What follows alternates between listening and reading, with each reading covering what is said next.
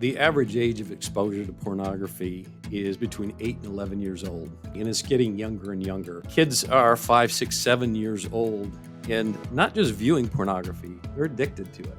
We're seeing stats as high as 60% of young women are using pornography on a regular basis. Pastors lose ministry, people lose jobs, people lose family. It's going to destroy you. Have you seen or heard stories of men and women that have overcome and have been clean from pornography? We hear thousands of those stories. It can happen. It will happen. There is freedom.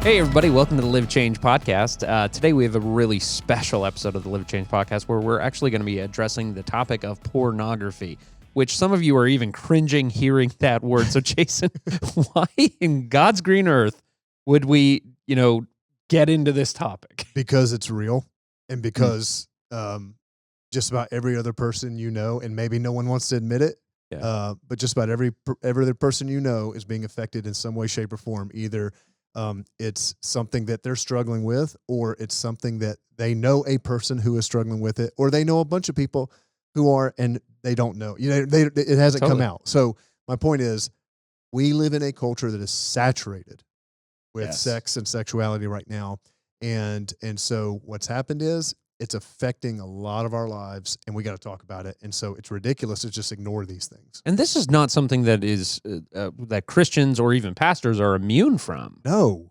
like this is every person's battle. Every person's battle.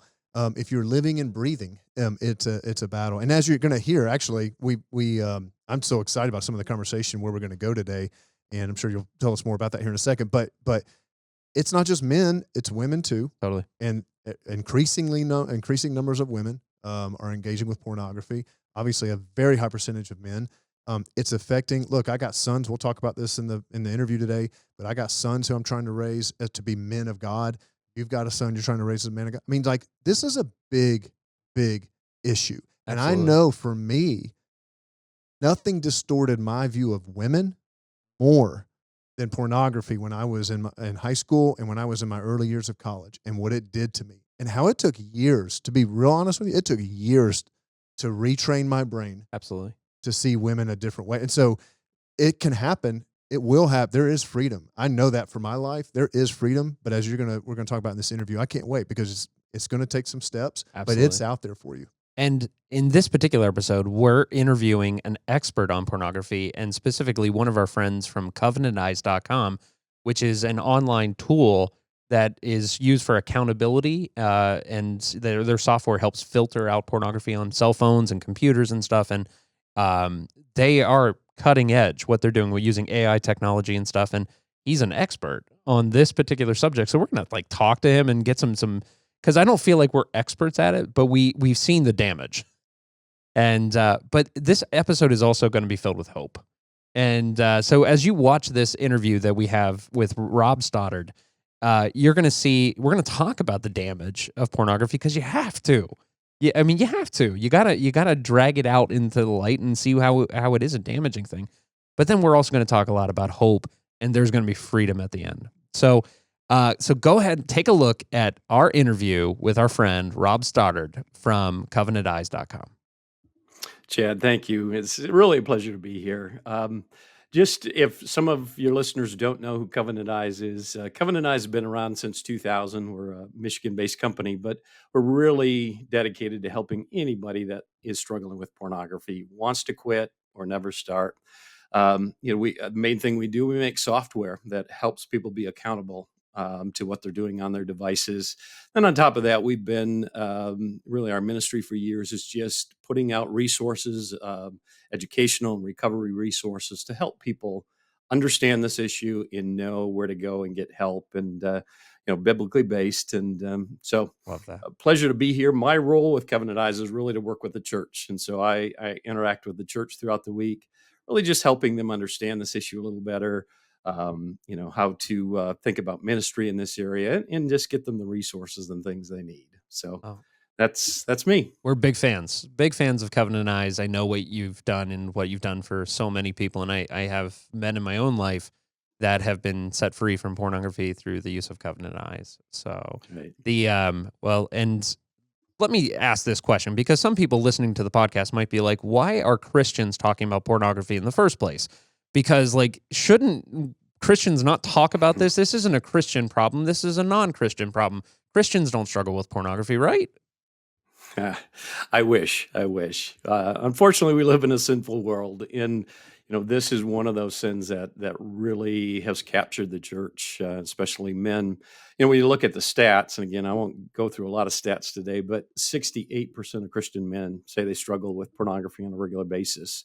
33% of women say they struggle, and those are averages. It's growing tremendously with our youth and younger people.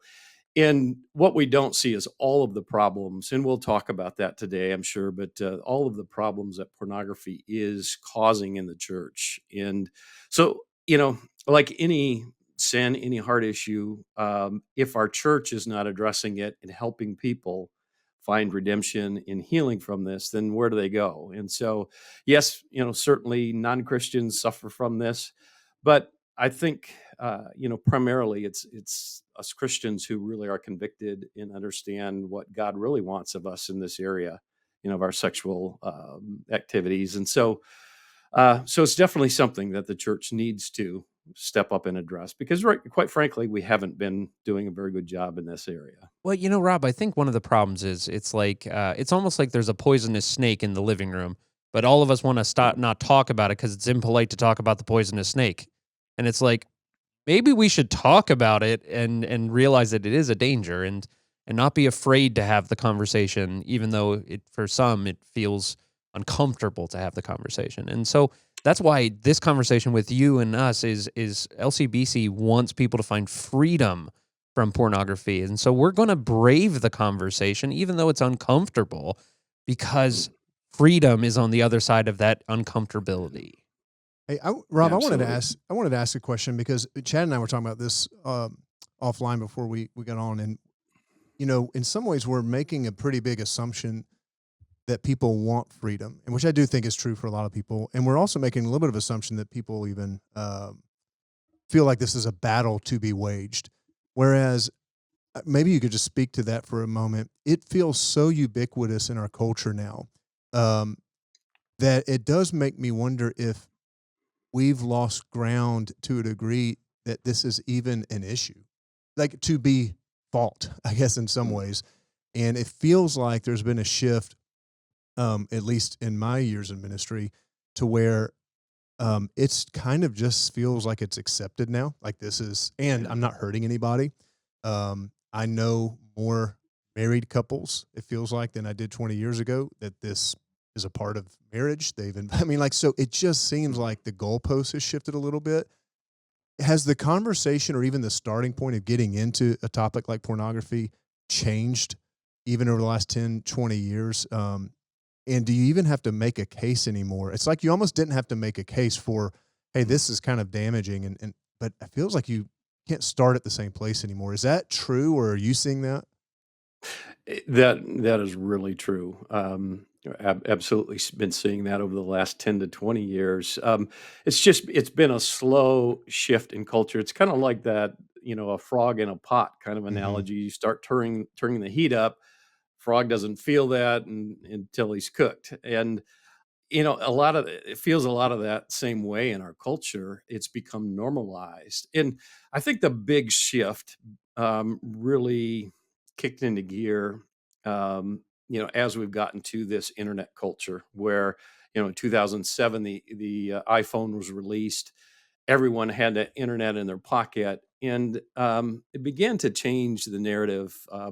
Culture began to quietly make this Mm. something normal and part of our culture. And you really see the difference in the younger generation who are growing up with the iPhone and with the internet compared to some of the older generations where this was definitely a sin that was called out, and we knew the distinctions of morality and in what Christ was calling us to. But at the end of the day, nothing has changed. God's Yeah. word never changes. And so, um, God designed our sexuality. He gave us this sexuality. There's nothing wrong with that. He gave us desire for our mates. He gave us intimacy with our mates, for procreation. None of that is bad, and none of that has changed. What's changed, though, is in culture with pornography. It really is a lie, and it's beginning to pervert our understanding of sexuality, of relationships, and Mhm. we're just starting to see that come out. Our intimacy in marriages is being lost, and then you start to see the damages that come through that. I mean, 56% of our divorces now claim that pornography was one of the leading causes for that divorce.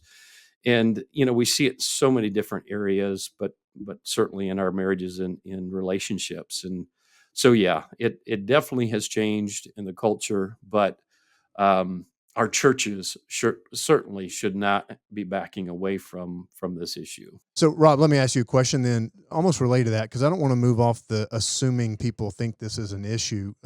So, you've got a 24-year-old guy standing in front of you, and where do you start with? Here's why pornography is damaging your soul right now. Here's the damaging effects. Where do you start with that?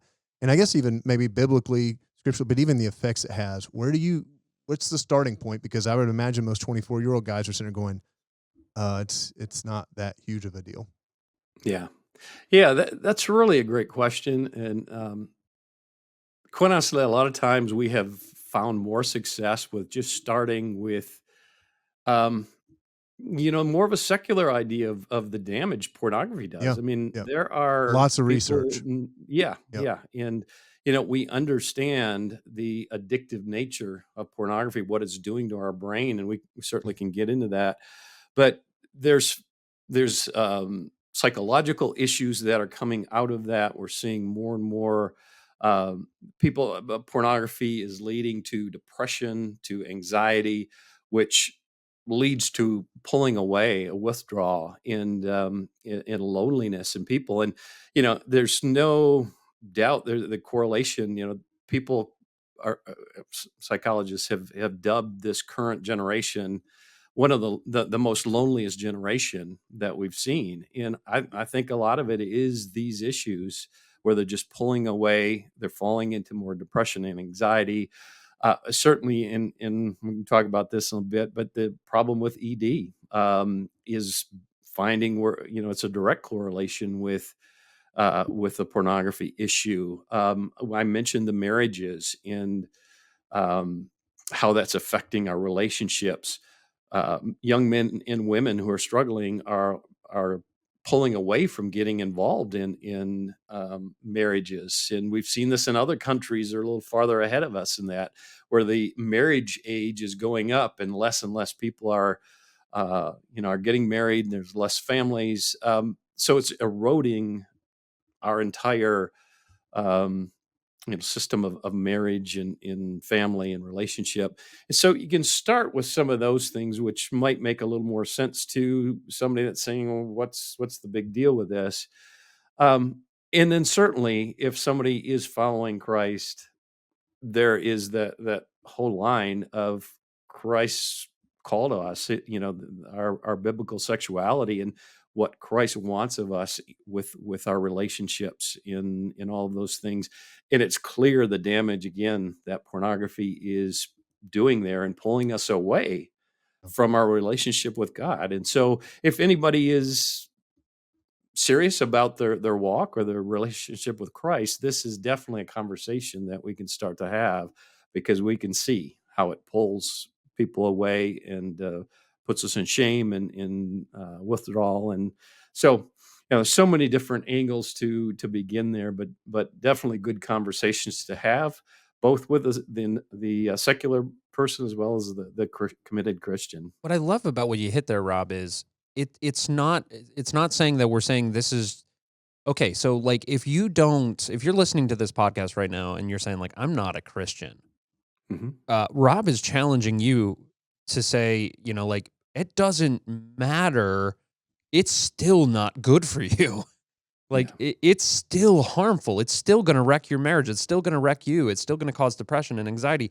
It's not like this is just a Christian directive or edict. This is something No. that is damaging. So it's like, even if you don't want to be a Christian, no, this is still damaging to you.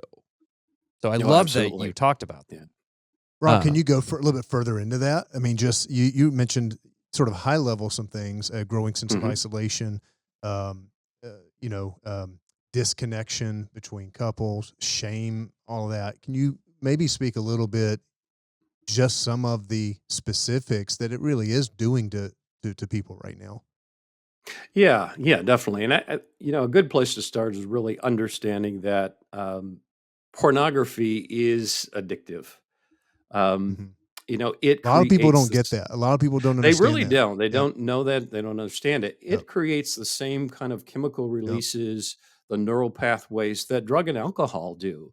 Um, you know, f- and again, we can go into detail on that, but the main point there is it's creating a neurological pathway in our brain, and it's creating a habit that gets deeper and deeper, that turns into often compulsive type actions, which can lead all the way to heavy addiction. And the more we do it, the more we use pornography, the deeper those neurological pathways go.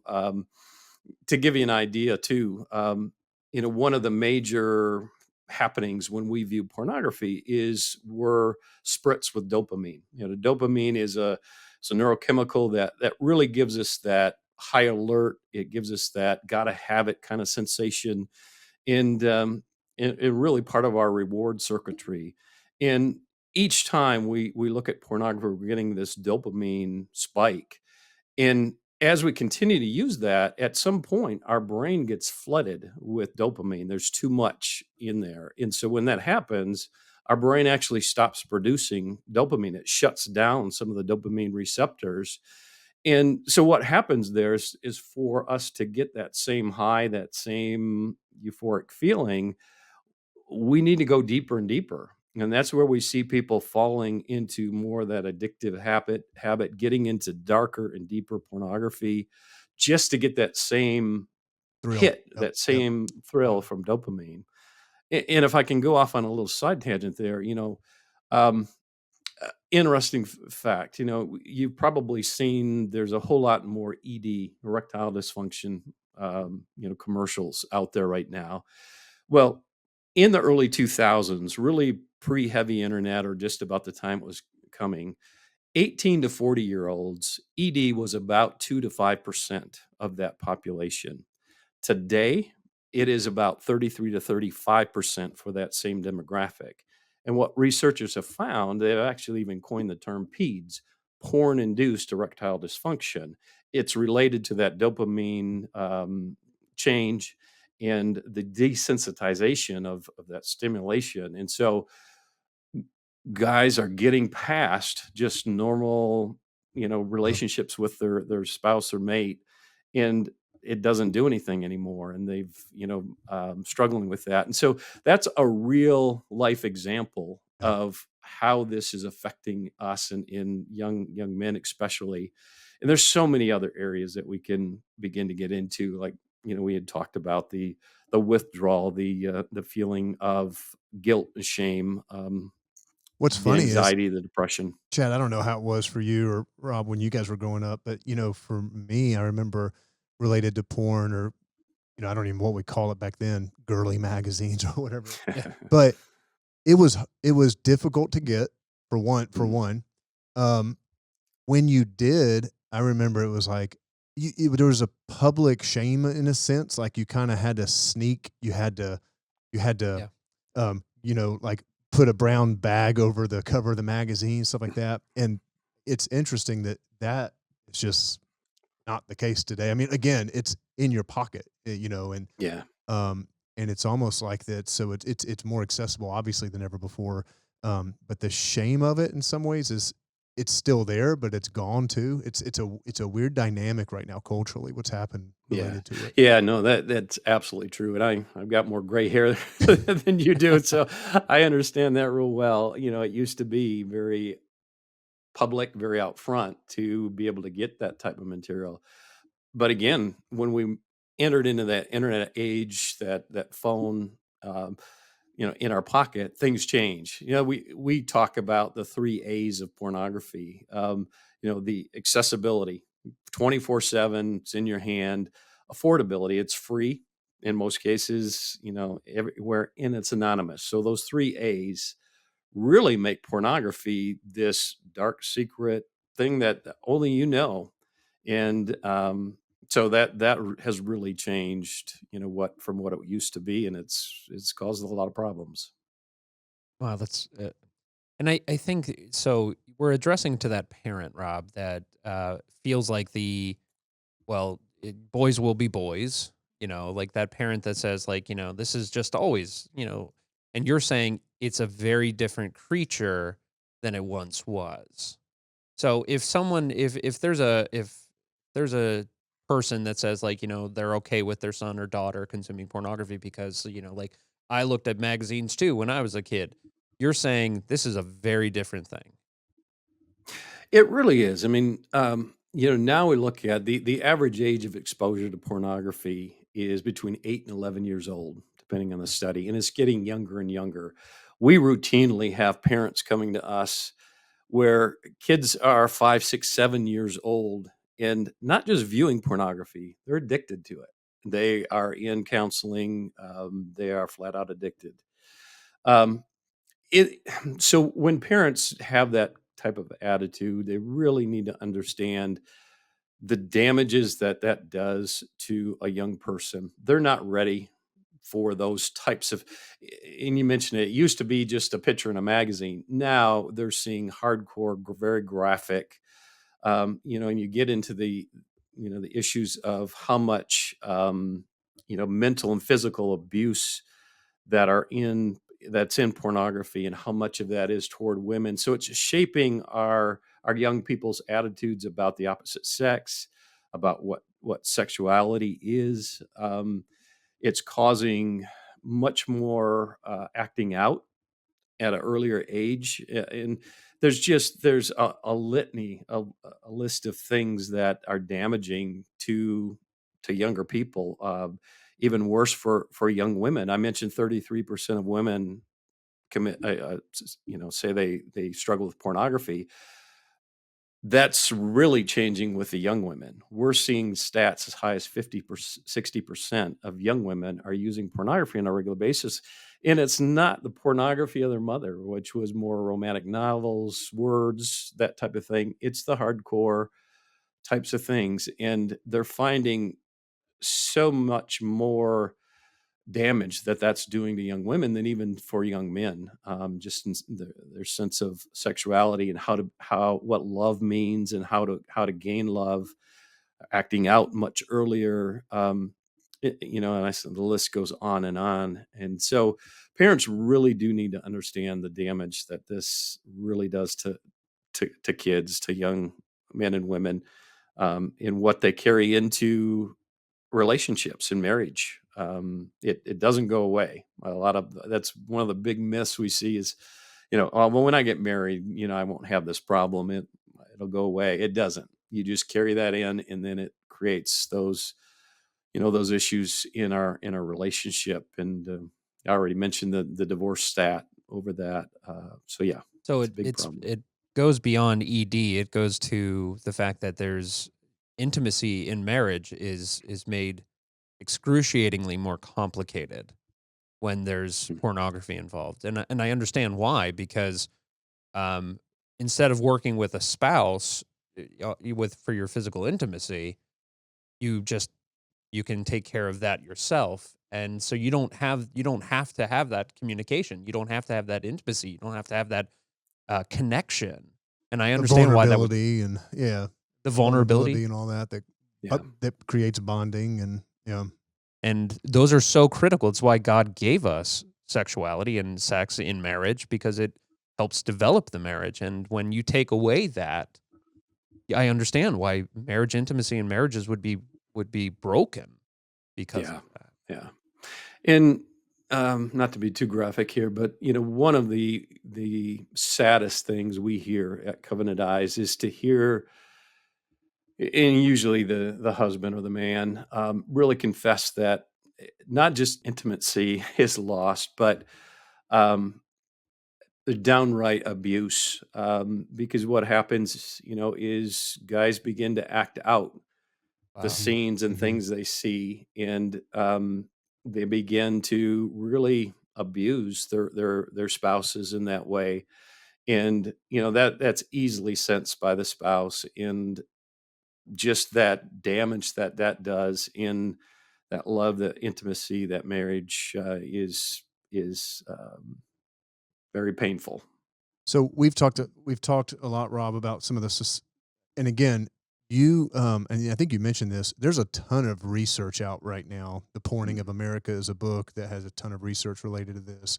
Premarital Sex in America is another book by Mark Regnerus, and can't remember the co-author, but they talk a lot about um, porn and the devastating effect that's mm, having. These are not Christian writers, right. um, um, so there's a ton of research right now that seems to be coming out supporting all this. What we haven't talked about a little bit is just biblically speaking, even, and just Jesus addresses this in Sermon on the Mount, and maybe just let's talk about that for a second when he says, "Don't look with lust," and so he addresses lust.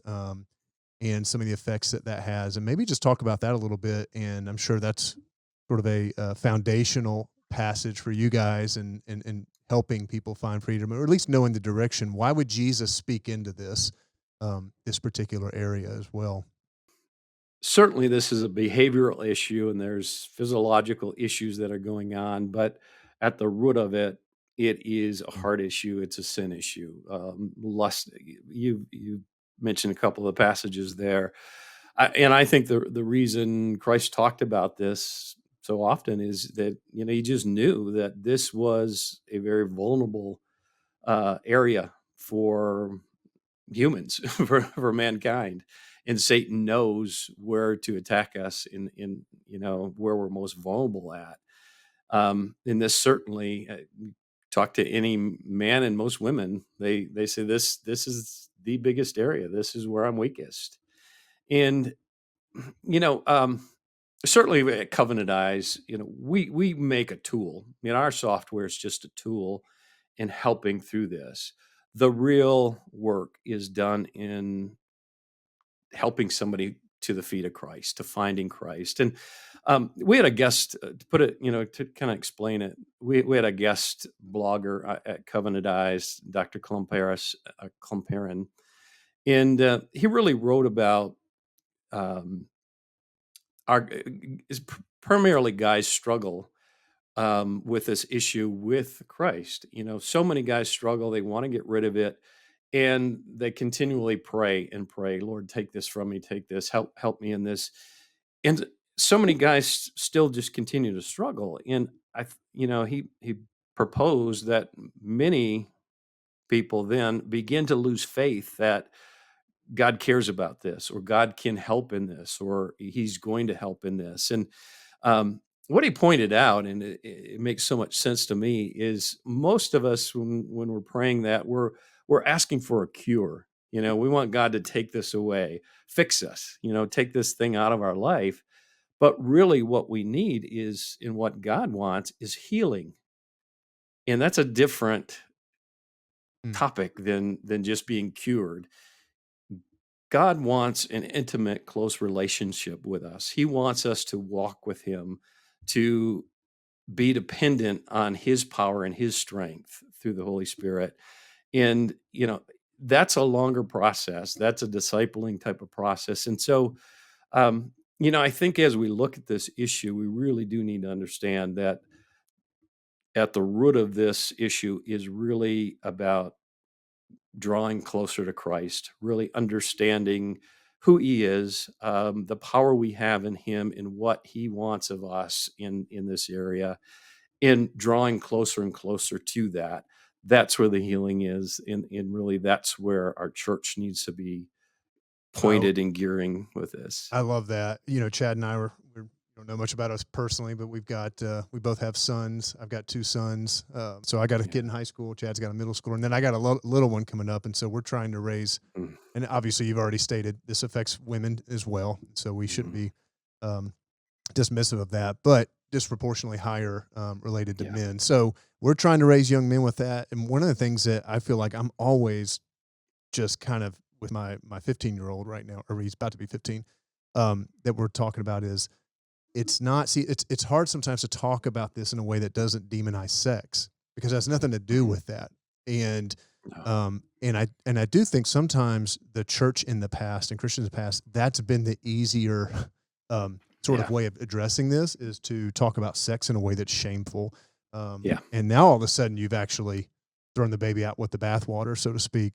And what I've just tried to pound home to him is it's about using people and how can you love anyone when you're using them for your own good. I remember the very first time I Mhm. ever saw a naked woman in a magazine um, was I think I was not I might have been 10 years old and I was down by this is so cliched, but it's true. I was down by a Yeah. construction site Mhm. in North Carolina where I was living at the time by a creek. I'm down there. I look and there's a magazine on the creek bed. Apparently, one of the construction Mhm. guys. Again, I know it's Yeah. cliched, but it happened. Yeah. And I look at this thing and it's like the most mesmerizing images I've ever seen in Mhm. my life. Yeah. And then when I've told my son this, the thing that struck me though is after I was done looking at it, I closed it and I threw it on the ground in the dirt. And that to me is always that's stuck with me now as a perfect representation of part of what Jesus is talking about.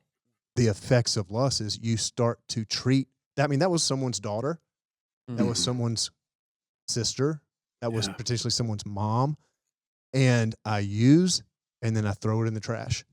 Mhm. That has an effect. That's the thing Jesus is, I think, one of the things Jesus is after because he's calling us to love others as he loves them. And how can you love someone that you see Yeah. purely as an object? Right. So, anyways, those have been That's some of the conversations we've been having. That's so yeah. powerful. So Rob, there's someone listening that has prayed that prayer.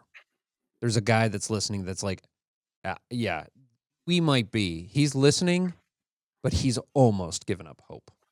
Mm. And because he's prayed that prayer 800 million times, he's Yeah. used covenant eyes maybe. He's tried everything. He's feels hopeless. Mhm. What would you say to the person that, feels hopeless and why would you encourage them to keep listening? Yeah. Yeah. No, that's it. So many people are just right there, what you just described. You got to start with, 1 John 1:9. If we confess our sins, he is faithful and just to forgive us our sins, to cleanse us from all unrighteousness. Um, you know, God loves you. God wants a deep relationship with you. There is no sin that is beyond his control or his power to to deliver you from. So um, the hope is there, and we certainly we can pass on thousands, hundreds of thousands of people that we have seen come out of this, um, and put this behind them and live the kind of life that they want and that God wants. There's plenty of examples of that. But it certainly takes um, a lot of work. It's a long process to heal. And I kind of go back to that analogy of, we don't want to we're not just getting cured of looking at pornography. We're healing and drawing closer and closer to Christ. And that's where I think that accountability really is a key piece in all of this. Too many guys I've seen and women have tried to fight this battle alone. And we rely on ourselves as accountability people, and we're just not up to that typically. We fail in our sinful nature over and over with holding ourselves accountable. And so having that person to walk alongside of you, God made us for community as a church, as a body of believers.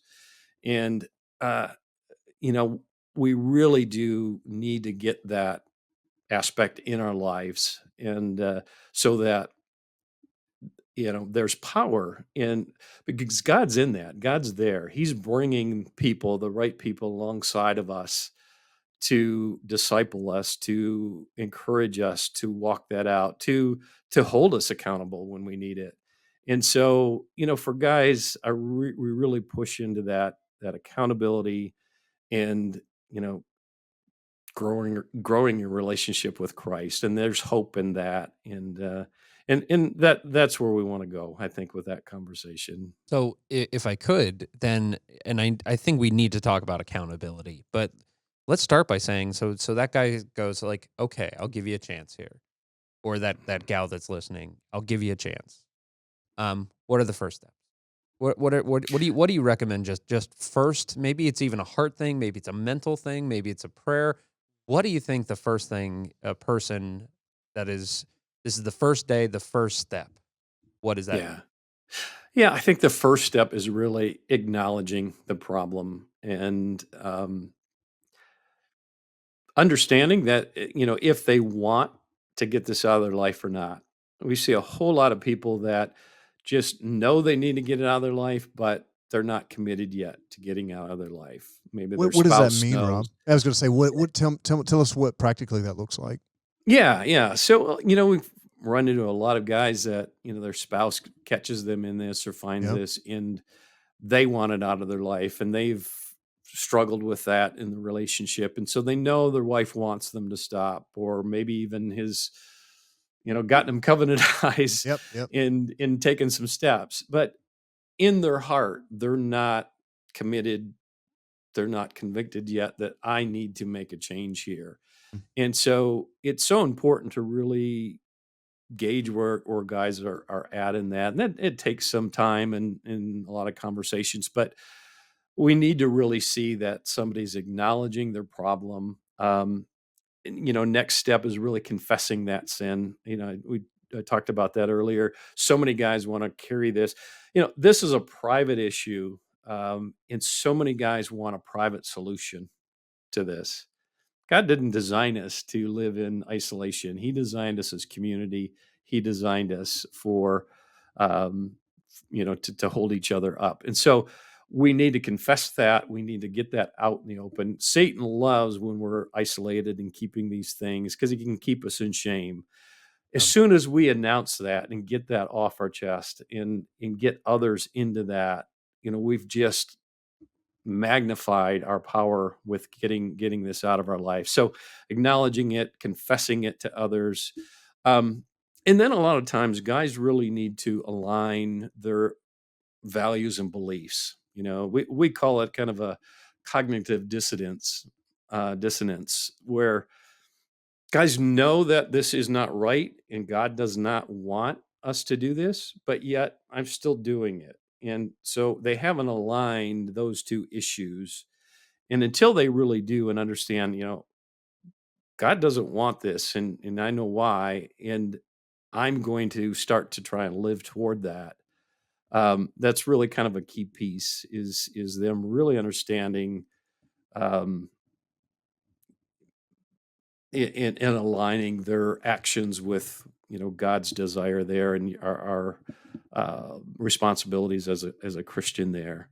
Um, Rob, when you said that, mhm. what it made me think of is, and I don't know if so. Is this what you're getting at? There's there's a difference sometimes between going, I have a conviction about this. I believe that this is the way that Jesus is calling me to live, but s- I haven't basically reset any of the structures around Yeah, me to it's exactly it. support that. Yeah, In a I lot of haven't ways. aligned my Okay. my Yeah. actions to that. Yeah. Yeah, And So that's a yeah, huge deal. I mean, it when you think really about is. anything you want to do in life, you want to lose weight, you want to Yeah, develop a relationship with your child, where you've got to then, it's not enough to desire that. Part of what you're right, getting at. You've right. also then got to come and put the structures behind it. I love how I think James Clear talks about, like, whatever the results are of your life, Yeah, your structures and systems are perfectly designed to give you that result right now. So yeah, yeah, you're going to exactly. get the That's result that yeah. you've um, so what are some of those structures then that you would say, so here's some starting points. Is it throw the laptop away? I mean, I know obviously Covenant Eyes is part of that, and we should talk about that, but are there other structural, like, hey, you're going to probably have to consider doing this or getting rid of that or doing, doing this differently now? Yeah, yeah, yeah, and that's really kind of that next step in it is being prepared to make those changes. Really kind of one of the first things, and that's why I think accountability partners or Mhm. allies are so important, is most of the time the next step is really understanding what our triggers and struggles are, where they're coming from, how they're happening, because they're habit forming. They are we're using pornography often to self medicate Mm, struggles that we have. Psychologists talk about the acronym B halt. When we're bored, when we're hungry, when we're Mm. um, angry, lonely, tired, those are all triggers a lot of times for people using pornography to medicate those issues or those struggles. Certainly things from our past can be there. um, so it's important that people understand why and when do I turn to pornography. um, there's clear patterns in clear responses that we have that trigger our use of pornography. So until we understand those, it's pretty hard to know how to get out of it, because we have to cut the use off. We have to stop that use, just like drugs and alcohol. If we don't stop drinking, it's pretty hard to you know defeat alcoholism and so forth.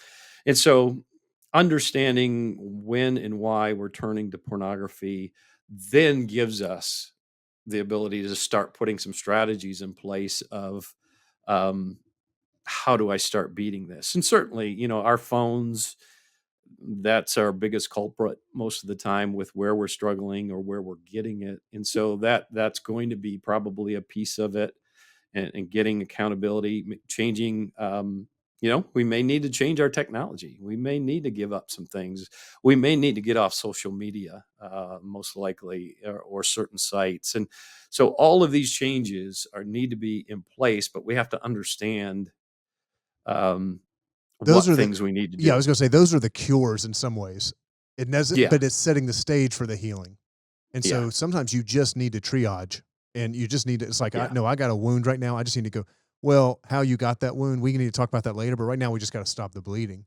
Sometimes I yeah, think those yeah. systems and structures that you're talking about, that is just what's needed for right now so that you can address some of the, what did It you call often it? is. Yeah. Exactly.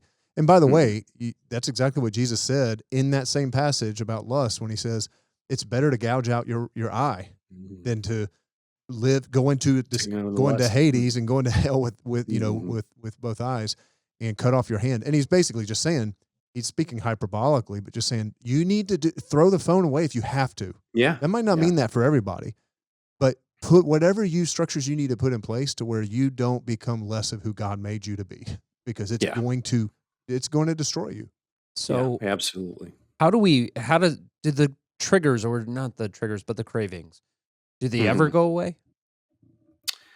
Yes, they do. They lessen. Let me say it this way: temptation never leaves us. We're going to be tempted in this area, and probably until the day we die. But the cravings and our reactions to those do lessen, and it really comes from retraining the brain and resetting those neural pathways and changing the chemical balance in there. And um, generally psychologists say it takes 90 days to retrain the brain.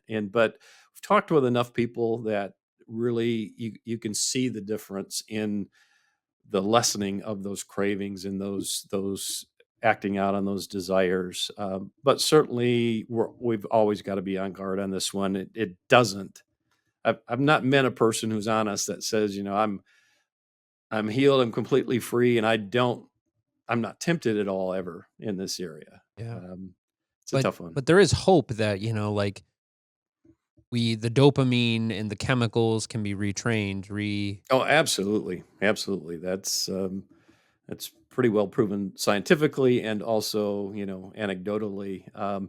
And we know, through Christ and our experience that healing happens. He changes us. He changes our thoughts, our very thoughts and our actions. And so, I don't want to downplay the supernatural, the strength of the Holy Spirit changing us. And I've run into people who have been changed in an instant. in this area. It does happen, but I think for most, it's a longer process. And I think it's that growing closer to Christ over time. I love that. But certainly have run into a lot of people that convincing that, they were healed in an instant in this.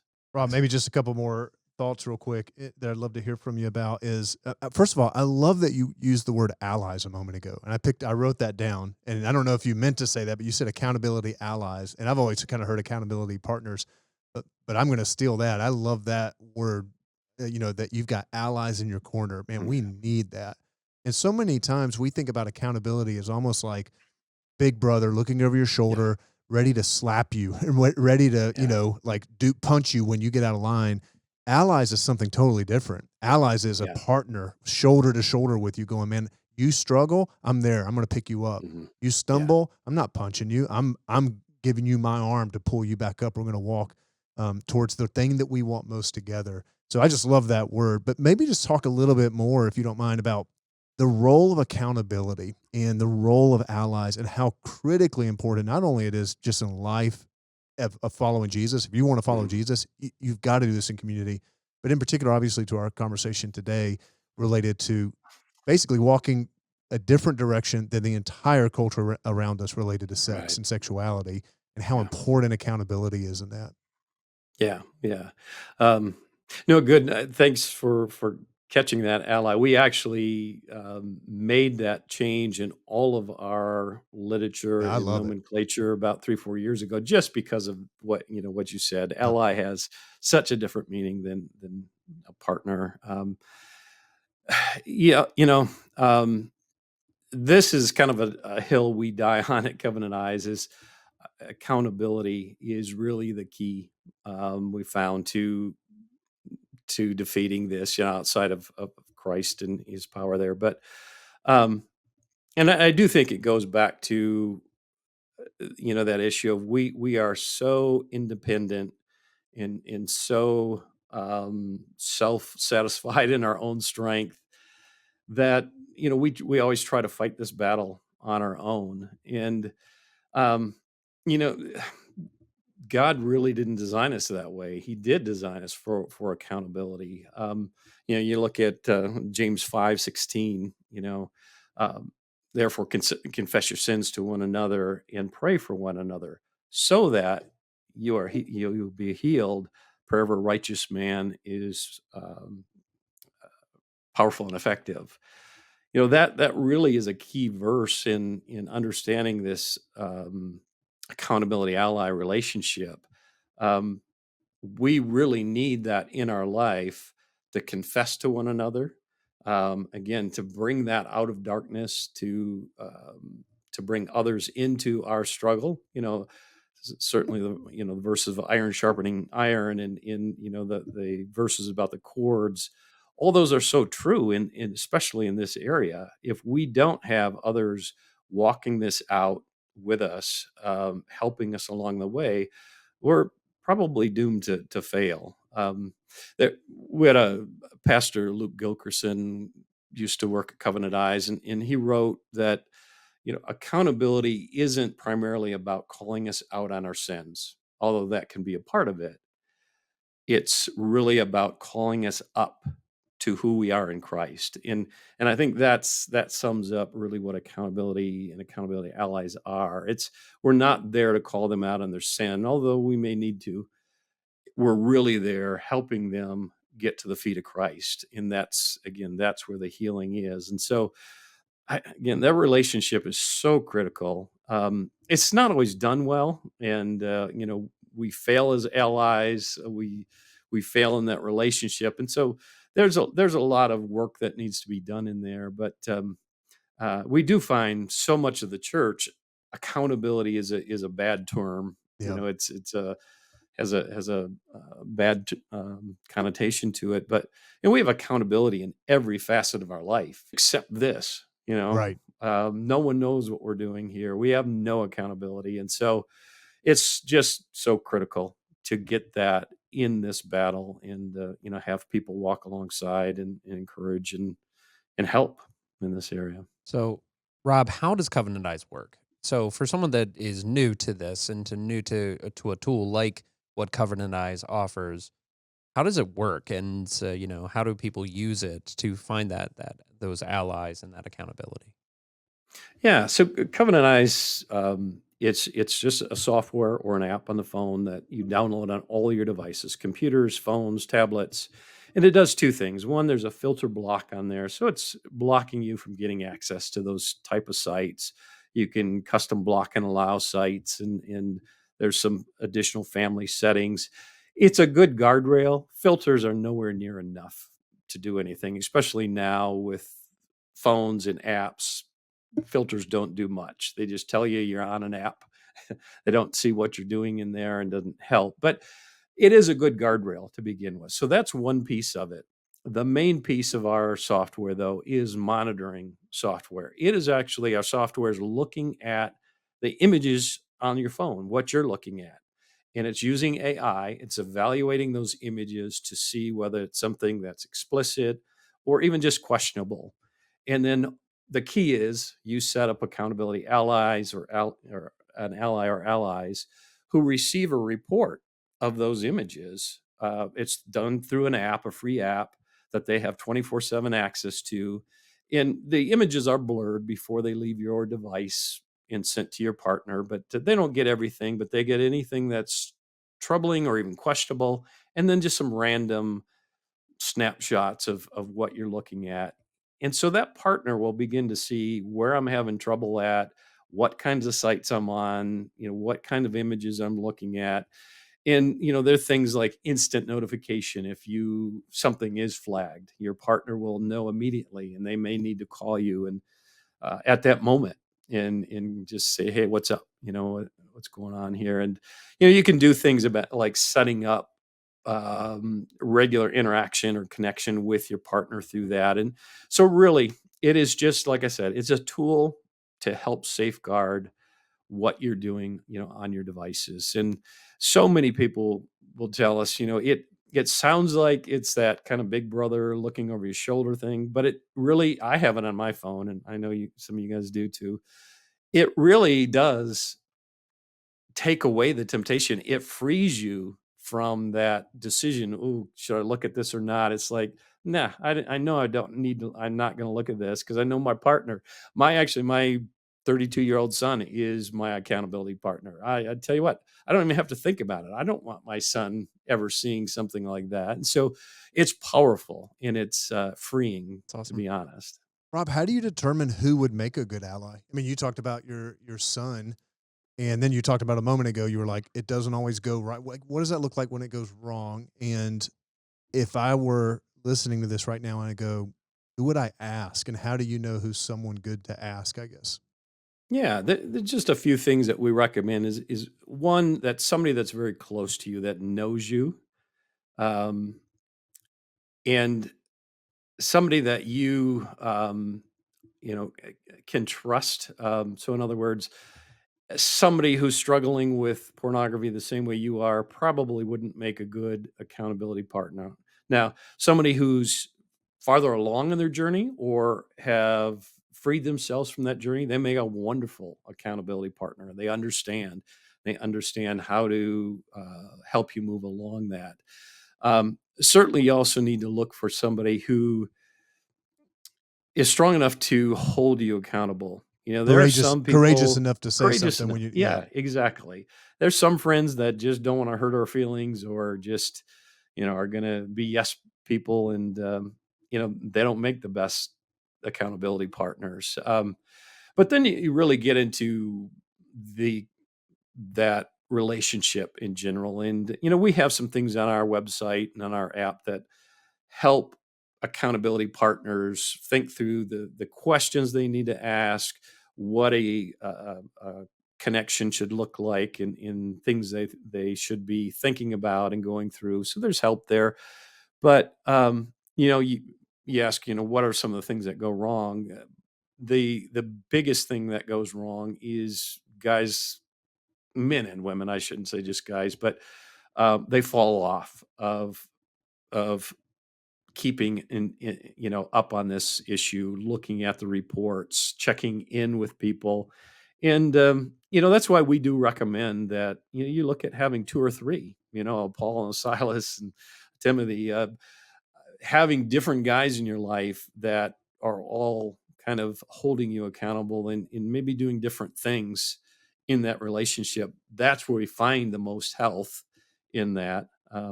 We certainly, I'll mention this because this question comes up so many times, but do we recommend that a spouse be the Yeah. accountability partner? No, we don't. um, it works. A lot of people do it. It works in some relationships, but typically, and it's harder if somebody has really struggled and hurt the spouse in that relationship. It's too damaging. It's too hurtful. There's trust that needs to be built back up, and um, it just usually doesn't go well. So we don't recommend that. That makes total sense. So speaking of a spouse, what do you say to the person that is the spouse listening to this, that they know that their husband, their wife, their maybe it's a parent, their son or daughter is struggling? And what do you say to that person that they're inspired now, they're encouraged, they're a fire's lit in them, but the person that needs it is not listening. So what do you Yeah. say to that person? Yeah, that's really the toughest situation we do find, because certainly what we do find when that relationship is revealed, almost always that spouse is going through her most of the time set of emotions and struggles. They feel hurt, they feel betrayed, they feel unwanted. All of these emotions are going on. Trust is lost. And the one thing that we really need to understand as a church too, whenever we're helping somebody that is struggling and they're in a relationship, a marriage, you have to be coming alongside the spouse also. They're going through as much hurt and trauma and struggle as the person who's confessing this sin. And so often our churches are missing that and or don't have the right resources or know how to help. So what we would say to spouses, and we've got a couple of ebooks and white papers that we do give out to spouses, and the key thing there is, hey, we understand what you're going through. And you know so many are, what you're going through is normal for this situation, and you need to get healing yourself for these things, and get some help and some counseling in your own life, and that really is key or a first step often. Now, when you mentioned the situation where the spouse knows, but the spouse isn't ready to accept this or heal that. In those situations, really, I mean, we would recommend counseling. You Mm, really need to um, get some professional help in that situation where yeah. you can talk as a couple and talk to the individuals and move them toward reconciliation on that issue. Some of the saddest conversations I've had is spouses calling into Covenant Eyes, and they just can't get their spouse to commit to this and to heal. And yeah, it's painful. So it's a journey. This is a It journey of is. recovery, whether you're in the journey or you're journeying with your spouse Yeah. who eventually needs to be on the journey. It takes patience and it takes Yeah. therapy. And Yeah. it, if this isn't a warning sign for why we should avoid these things, then I don't know what is. Yeah. So if I could end with this, Rob, is like, what would you say is a success story? Like for someone that feels hopeless, have you seen or heard stories of men and women that have overcome and have been clean from pornography for a long period of time? Oh, we hear thousands of those stories, and they are encouraging. And we have people write into us all the time how they've overcome and been healed from this, or on a journey to be healed. And quite honestly, the most poignant or really touching stories is to see those individuals who lost everything And believe me, it does happen so many times. Pastors lose ministry, people lose jobs, people lose family, Yeah. um, and on and on. And when somebody is at the bottom of the rope, down on their knees, and um, just to give you an idea, I was at a conference. We had a booth there for Covenant Eyes, and I had it was actually another ministry down the way a bit. Gentleman came up and just said, "Thank you for Covenant Eyes." He said, "I was to the point where I was going to take my life. I actually got to that point. I took the gun from the house and I went out to kill myself." And luckily, my wife saw that I had taken the gun, called the police, and they found me and they stopped me. And I was able to get help and heal from that. And Covenant Eyes was part of his healing through that. So that's why he's thanking me, or us. But when you see those stories and know that, God still loves us and He's watching out for us, and um, there is still hope. And we really need the people around us. We need our church, and we need to do better as a church with helping people find being safe to say, I've got a struggle in this area, and then coming alongside of them, and helping them find the resources in the healing and walking that out. And it's really about discipling people through this. And Love it. so I don't, that really doesn't answer your question, but there's Oh, just so many powerful I stories think and testimonies. I think hearing from you, the person that works with this each and every day, hearing this statement of thousands, and I think that sticks out to me, thousands, because there's someone that says no one can ever beat this, no one can ever change, Yeah. and your answer to them is thousands, half. Yeah. So that's powerful. Rob, we also have an exciting thing today that Covenant Eyes, just because of our friendship, Covenant Eyes has generously offered to help us get some Covenant Eyes memberships to people that are listening, to some of our listeners. So we're actually going to give away 10 subscriptions to Covenant Eyes, and we're going to do that to the people that leave a comment on YouTube, on the chat in YouTube, and you don't have to give your name. You're going to have to give us a little bit of information, of course. But what we want you to do is just basically, and we'll reach out to you, but on the chat, just write the term "freedom starts today," and we're going to pick 10. We might get 20 or 30 comments, but we'll only pick 10. But we're going to give that away. So those people that want to be a part of this, leave a comment in the comment section. And Rob, if people want to sign up for their family to have a membership, or if they and their friends or brothers, or how would they do that? How do they find Covenant Eyes? Yeah, I mean, the best way is really just go to our website, www.covenanteyes.com. And on there, you'll see a Get Started where you can sign up for the software. But I also want to encourage you, on there are also resources, educational recovery resources that can help you understand this issue, can help you with your family, your kids. They're all free resources, and there's a ton of them there. And so please do use those also. And two, if you can put this in the chat, you can use the promo code Church 2023, Church 2023. That will give you the first 30 days free if you want to sign up as a family or individual and get started. And certainly reach out to us. We talk with people. We have a 80 some person member care team that does nothing but help people get started with this and listen to Wow. you, and so we'd love to hear from you. Wow, Rob, I can tell that you care deeply for this subject matter, and more importantly, I can tell you care deeply for the people. It sounds like you're as much a pastor as I am, so I'm just really thankful for your work there at Covenant Eyes. So once again, well, thank you for being here, a part of the Live Change podcast, Rob. We hope to have you guys again. We hope to continue this conversation because we're going to keep entering in the battle. LCBC and Covenant Eyes will continue to be allies in this fight, and we'll continue to try to make sure that we're here for the people that are being hurt by this.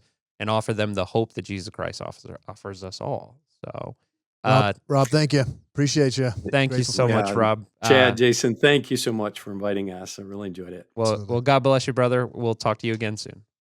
All right. Take care. That was one of my favorite conversations we've ever had on the Live Change podcast. And it was scary going into it. I was nervous about tackling this subject because, it's easy to talk about other subjects. It is so easy to talk about grace and love and to talk about serving others. But it was so good to be able to actually just have this serious conversation with Rob. And I thought I have tons of takeaways, but what were some of your takeaways? I think one of the there were two that really struck me. One was the difference between being cured and being healed, and I appreciated that nuance and that distinction. Yeah. And I think what struck me is oftentimes when it comes to pornography in particular, we want to be cured, and so the cure is I just want to stop doing it, and so I'm going to get my accountability stuff in place. I'm going to get covenantized and all that kind of stuff, and that can do the cure, but we don't do the work of healing. Yes. And the work of healing is what was driving me to that in the first place? When am I most tempted to go after these things? That. So it's like that needs to be happening while you're getting the structures in place to just kind of, there's some things you just need to fix. All right. You need to get that thing done. But you can't ignore the healing work just because you got the cure for a little bit. And I think that's why a lot of times, people slip back into it. They didn't do the healing work. They didn't allow God to really reveal and shine light on. But what was driving me to that in the first place? Yeah. So that was one thing that stuck out. For me, I loved the idea that this is an accountability as much as ally. Love that. I love that idea. I think that, because I even was listening to the news and there was a report of one of the U.S. allies, coming to beside the U.S. Navy with an exercise they were doing or something. And it elicited something in me that was that's my ally, And I think when we reframe it from accountability and Big Brother to that's my brother in this battle or my sister in this battle, I just love that. I also love that seeing the damage that happens to both Christians and non-Christians, how it's not just a moral battle, but it's also it's damaging you just on a human level. Yeah. Well, and it just goes again to show the infinite wisdom of God's word and Jesus's infinite brilliance. And so Jesus is speaking into these issues. God's word is speaking into these issues. And here we are. And again, I just love it when modern research kind of just catches up to the wisdom of the Bible and what Jesus says. And that's what's happened.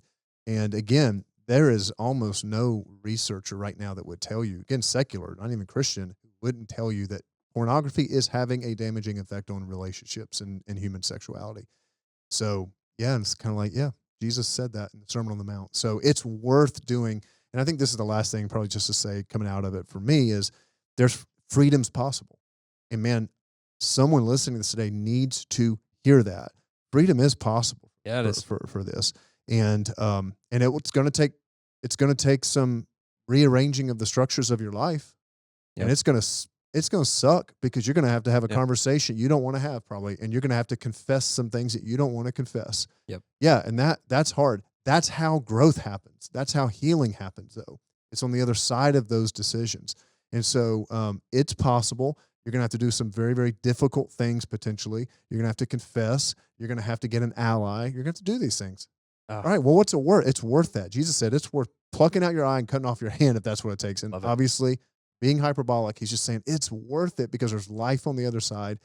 And so, man, do what you need to do. Just do what you need to do. Man up with it. Yeah. Man up with it. You're more courageous than you know, and you're stronger than you know because Jesus Christ's Spirit working in you. So go do the thing. Love that.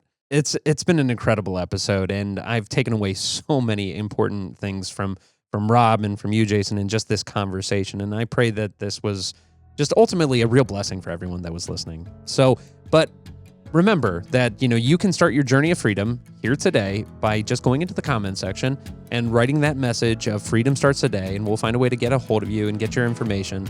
Or if you don't want to do that, you can also just use the promo code CHURCH2023 they're on Covenant Eyes, and they can, start your free 30-day membership to Covenant Eyes. So our ultimate freedom and hope comes from Jesus Christ, and we pray that he's doing an amazing thing in each and every one of your lives. And he changes our lives. And now that you're a life changed by Christ, make sure you live that change out.